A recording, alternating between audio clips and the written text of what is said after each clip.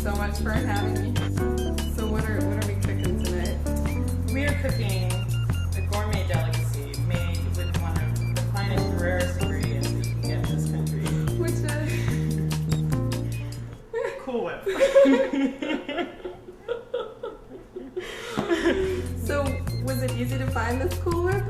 Actually, it was not very easy to find this Cool Whip, and this is why I'm saying it's rare, because we went all over town. We went to 4 grocery stores to find Cool Whip. So I would say that you should start looking at least 3 days in advance if you're gonna make this. Especially if you live in what neighborhood? Good point, especially if you live in Williamsburg. Why is that? Because every corner bodega has what, panda licorice, organic tempeh, and French artichokes, but not Cool Whip. So this recipe is one of the classics of my childhood. It was pioneered by my father, who is a great gourmet. Of the standing over the sink variety. And Cool Whip was a big deal in my house for a really long time because it has both that really decadent, fatty, plasticky quality, and it's supposedly low fat, so kind of like Snackwells or something. So this was a really big selling point for my parents. Who would then consume it in vast quantities. At least my father would. So this particular recipe is a breakfast recipe. It can also be a dessert recipe if it strikes your fancy. And it involves fruit, and then these 3 magical ingredients, which is low-fat vanilla yogurt, and then low-fat cottage cheese. Also low-fat, but the brand is not important. The Cool Whip, though, has to be spot on. That's quite a knife you've got there. Paris called for quite a knife. My house calls for quite a knife, actually. So we're just gonna kind of dice our fruit. Cut off the bruised part. Definitely takes a steady hand. And so many things do. So many things do. You could even say that making this kind of recipe is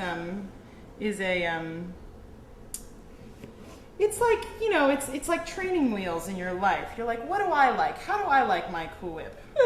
And then you try it, and you try it again, and you keep trying, and pretty soon you'll get it right, and that'll give you a surge of confidence, and then you'll know this is what I like, and if you don't like it, I'm okay with that too. So,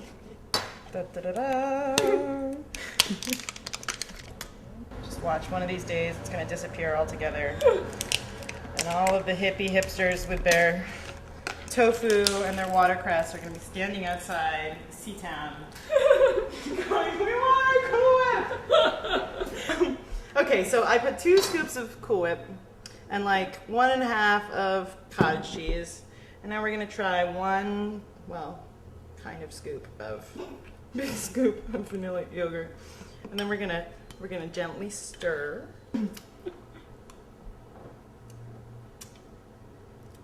Actually, that's really good. We're gonna put some fruit in it. We're probably not gonna put all of the fruit in it, although we could make 2 bowls of this since there are 2 of us here. And that's probably as much fruit as you want. Well, maybe a little more, but you don't want to overwhelm the concoction. It's not a sauce. It's it's the real deal. And then the fruit is kind of a garnish. Wow, that's... It's I not... don't know what that looks like. On the surface, it's not for the faint of heart. You have to be really invested in creamy white things. Which sounds really dirty. So is it done? Is that it? That's it. Oh my god. It's that simple. How does it taste? Heavenly. Oh my god. You want to try it? I do. As I like.